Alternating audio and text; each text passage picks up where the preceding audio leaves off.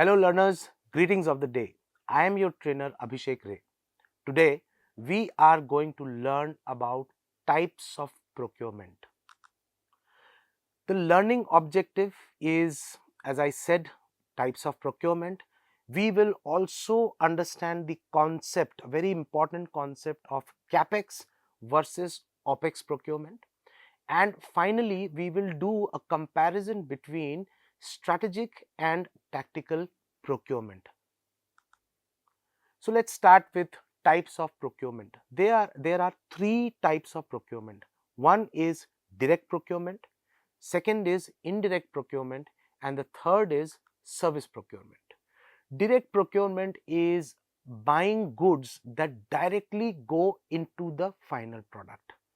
This procurement impacts product quality heavily.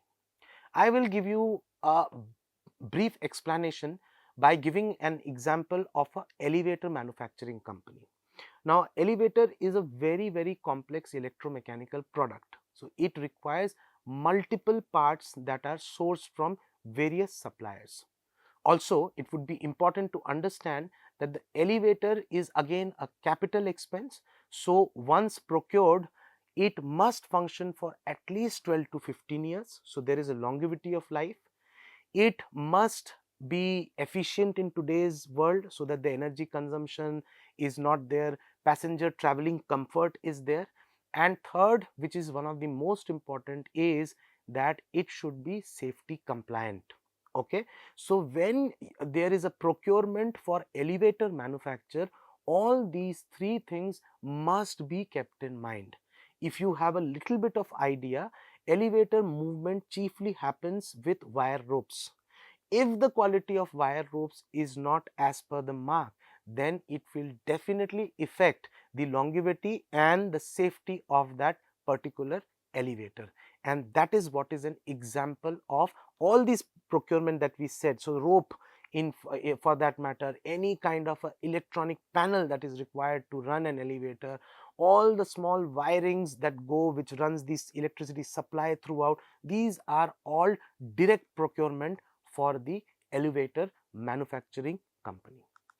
Now, let's come to indirect procurement. Indirect procurement is goods and services needed for operations but not part of the final product. So, these are those goods and services which are required by a company, but they will not reflect in the end product.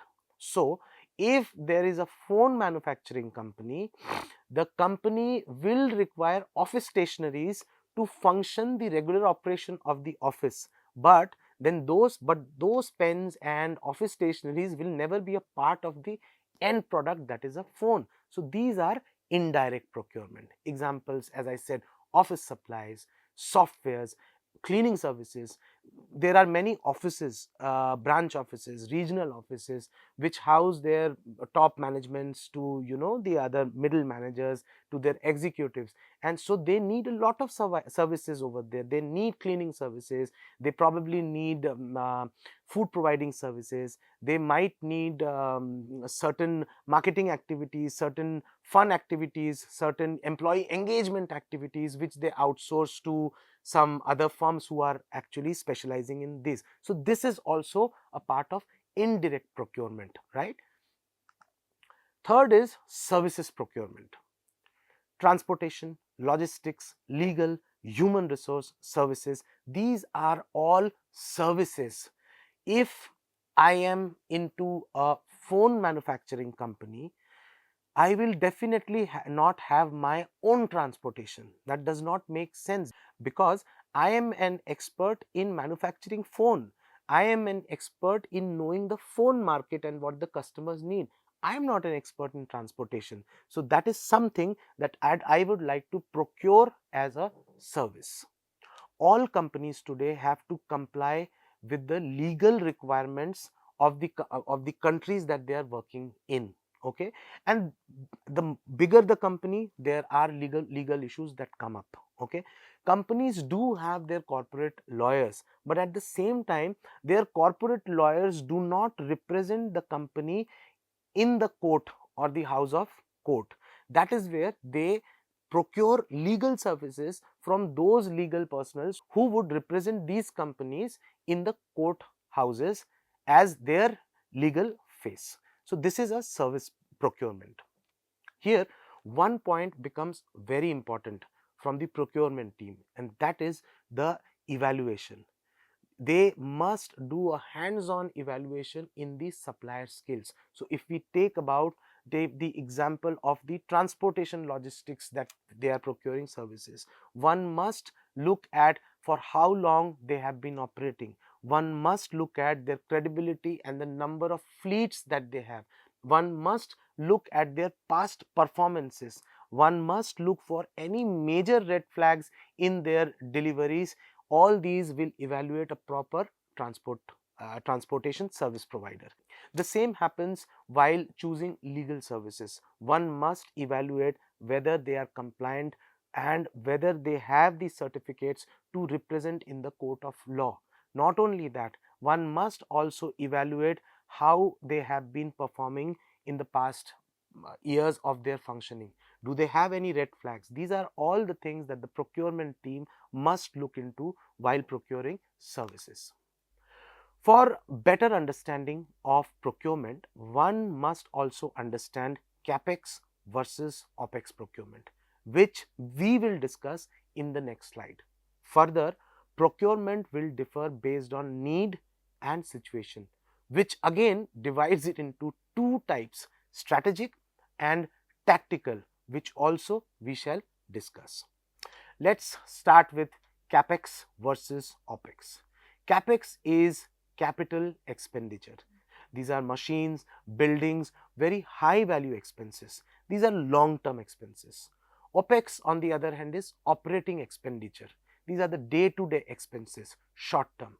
I'll give you a little bit more understanding of the CapEx expenditure with an example. Say you decide to create or you want to go into the manufacturing business of certain item. Let's not go into that. So, if you want to have a manufacturing setup, then it starts with first of all finding the right kind of a land. Then there comes the question of whether you want to buy that land or lease that land or rent that land. In any case, this is a high value expense. Once you are done with the land part, now comes the construction of the manufacturing setup, and this is a massive capital expense. After the construction of the manufacturing setup is done, the procurement of the heavy equipment machines are required, which is again a capital expenditure, which is a big expenditure. And once you are doing all this, you will be doing this with an eye to at least earn money from that manufacturing unit for at least the next 50 years, and that is called as long term thought process, and that is CapEx. OpEx on the other hand, as the word suggests, if you do not have a manufacturing company but you have a small office, you will require day to day expenses. You will mostly not buy the place, you will actually go for a rental agreement. So, your monthly rental, your day to day expenses of office supplies and all those things are your operational expenditures. Now, we come to the part where we will understand strategic versus tactical procurement. The word strategic in itself suggests that this would be long term. The supplier development will be a focus, cost saving strategies will be of prime focus when you are thinking from a strategic procurement point of view. In a very small nutshell to understand, strategic procurement is the why and what if. This kind of a thought process leads to strategic procurement as to why should I procure and what if I don't. That is strategic. The next is tactical. Tactical is a short term strategy. It is a day to day buying activities. It can be summed up into by representing two words, how and now. So, how will I get it, and I want it now. This pretty much sums up the tactical procurement. Now, we will deep dive into both of these strategic and tactical procurement. Let us compare both of them with their primary goal. So, for a strategic procurement, the primary goal is to maximize long term value and risk mitigation. In a strategic procurement, the procurement team will see that there is all the risks are taken, duly noted, and steps have been taken so that those supply risks do not appear suddenly in the future, and also looking from a long term perspective. But when we talk about tactical procurement, it is the immediate fulfillment and achievement at the lowest immediate price. Okay, so not something where a lot of strategy is required. It is probably also very well understood that this will not be related to any very high complex, high impact item. So they just need to be fulfilled immediately and at the lowest price. From a time horizon point of view, strategic, as we already said, is a long term one. It will always have multi year plans. Okay, the visualization will be of 3 years, 5 years, 10 years down the lines. The contracts in these kind of procurements will be long term, will be more of partnership level, maybe looking at joint development, more of involvement of your vendors in some strategic decision makings, and that is how this is a multi-year plan.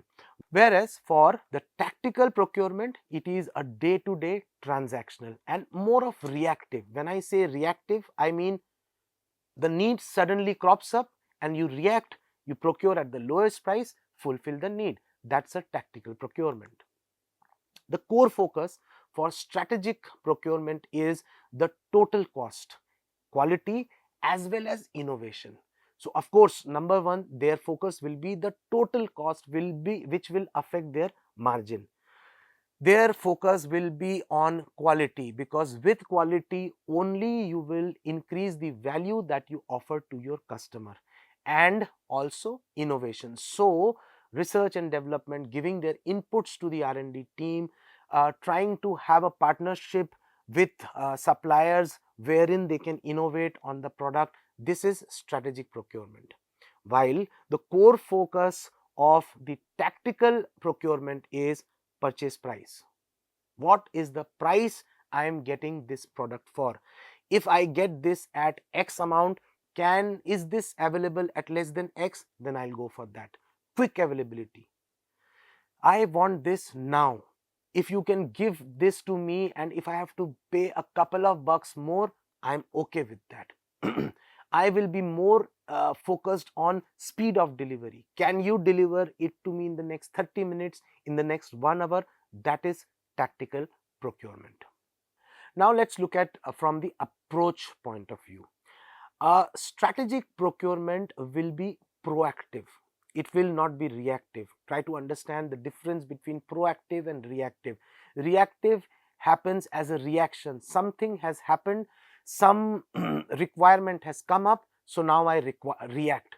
Proactive would be forecasting, seeing the future, seeing the market dynamics, see how the market is moving, analyzing all the data that we have, continuously being in touch with all the stakeholders of that company, and then gauging what is going to be the future requirement, how the trend is going to change. All these things kept in mind. In today's world, if you see, almost every product is evolving so fast. I believe 10 years prior, a touch phone was luxury.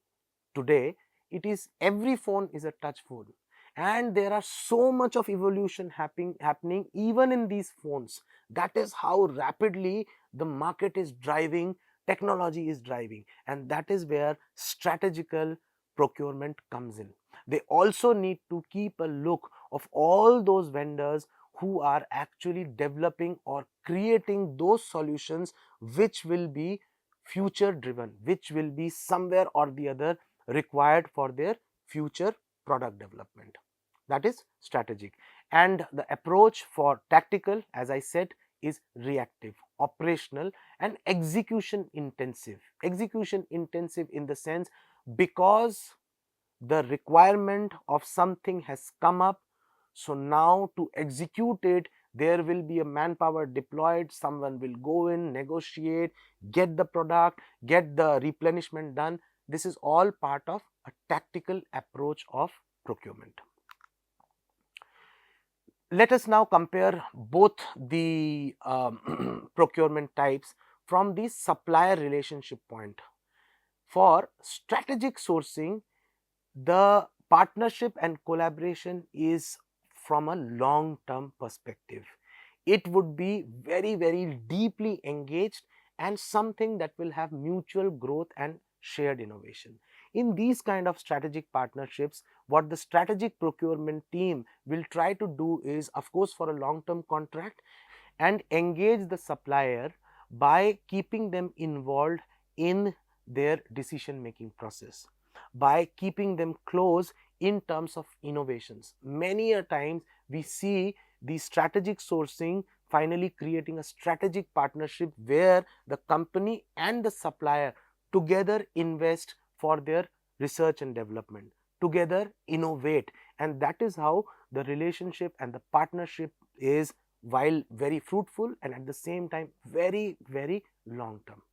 On the other hand, from a tactical sourcing point of view, supply relationship is just transactional.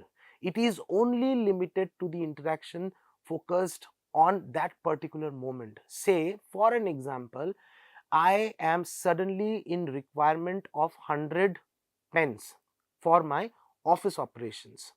I will purchase it from the nearest vendor who is giving me at the lowest price. But it does not necessarily mean that again, if the requirement comes tomorrow, I will go to that same vendor and buy from him, because there is no relationship. Because first of all, these requirements are they suddenly crop up. They are not a continuous requirement, right? So these relationships are only transactional. On that day, what matters is price, delivery, and immediate replenishment. Okay. Comparing both the strategies from the spend analysis point of view, the strategic procurement is spend analysis is very, very crucial. It is used to identify, leverage, consolidate categories and develop sourcing strategies. You would often see that the strategic procurement team spending hours and hours on analyzing what has been spent in the past. That trend gives them an idea about their future spending forecasting, how much they are going to spend. This also helps the company in terms of their future budgeting. But for tactical procurement, spend analysis is minimal, or I may say absolutely non-existing, because it is not required.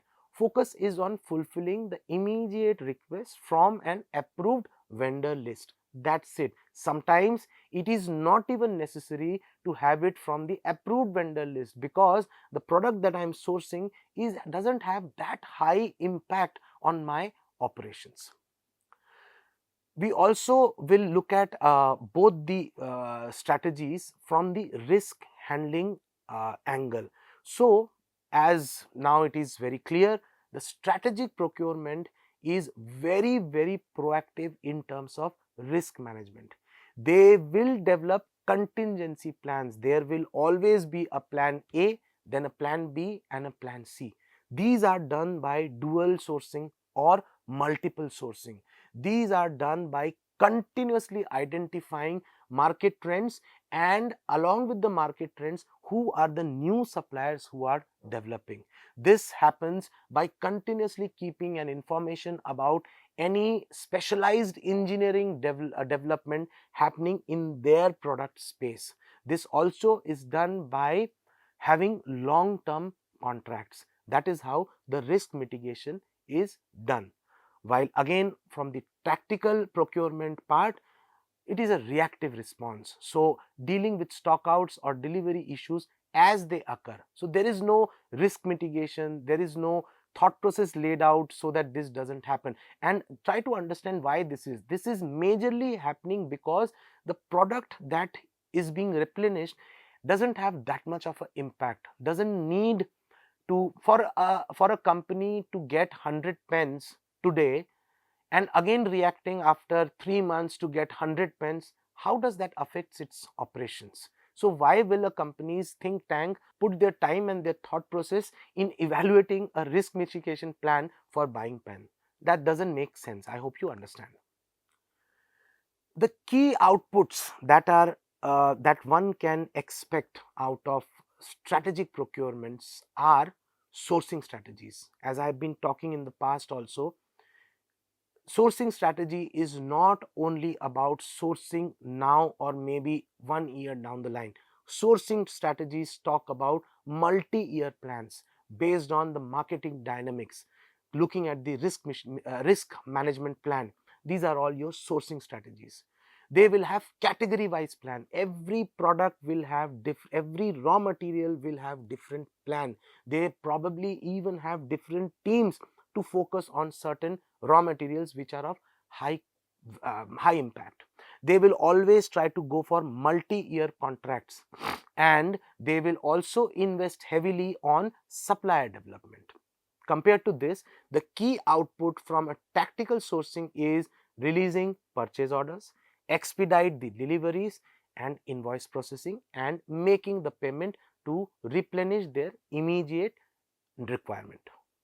The personals who are required for a strategic procurement team are senior managers, category managers, analysts, a team of analysts. As I was just telling, that they would spend hours and hours in analyzing their spend. So you then have a team of who would be doing these analysis, while on the personnel who are there in the tactical procurement team are simply buyers, purchasing agents, clerks.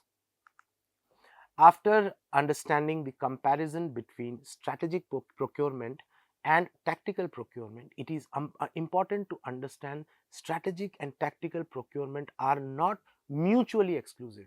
They are complementary and necessary for a resilient supply chain management function.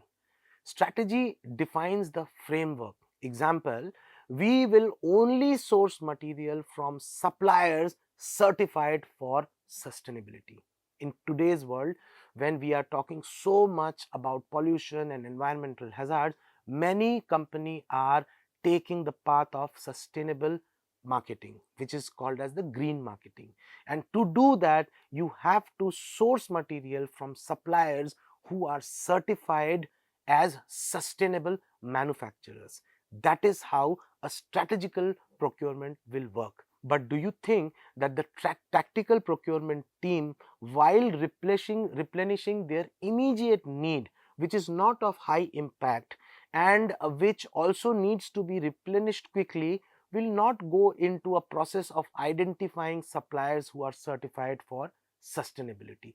That is a very, very crucial thing to understand the difference between both of these strategies. Tactics, on the other hand, defines the execution within that framework. Example, we will process the purchase order today for Y from supplier X, who is on the approved list, or maybe not in the approved list because the procurement of or the raw material that they are getting does not have much of a high impact. Over reliance on tactical procurement, on the other hand, can lead to high cost, inconsistent quality, severe supply chain risks in long run. The goal is to use strategic planning to reduce need for reactive tactical moves. While tactical procurement is also important for only those items which do not have high impact, most of the time it is the strategic procurement that works for the benefit and the overall margin increase for a company.